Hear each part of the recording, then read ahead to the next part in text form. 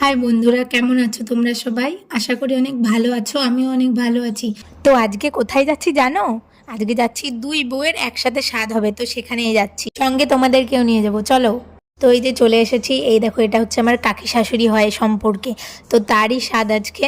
দেখো আমাদের এখানে কিছু নিয়ম আছে, প্রদীপ আর শিলনোড়া ঢেকে দেওয়া হয়। তো প্রদীপ তুললে মেয়ে হয় আর শিলনোড়া তুললে ছেলে হয়, কিন্তু এটা আমার ক্ষেত্রে পুরোপুরি ভুল ধারণা। যখন ছেলে হয় তখন আমি আমার বাপের বাড়ি বলো শ্বশুরের বাড়ি বলো দু জায়গাতেই প্রদীপই তুলেছিলাম, তারপরেও ছেলে হলো। তাহলে এটা যদি সত্যি হতো কি করে হতো বলো? তোমরাই বলো এটা কমেন্টে। তো আমি এটাকে বিশ্বাস করি না। তো যাই হোক, আমি আবার একটু সাজুগুজু করে নিয়েছি, আমাকে কেমন লাগছে কমেন্টে জানিও কিন্তু। আর চলে এসেছি আমার কাকা শ্বশুর বাড়ি, মানে আমার জায়েরও আজকে স্বাদ। এটা হচ্ছে আমার যা, যাদের স্বাদ তারা তো খাওয়া দাওয়া করেই নিল, আমাদেরও তো খাওয়া দাওয়া করতে হবে নাকি? তো চলো খাওয়া দাওয়া করা যাক। ও মা, দেখো ঝড় উঠেছে কেমন! খাওয়া দাওয়া করতে গিয়ে দেখি ঝড় উঠেছে, তারপরে সবাই মিলে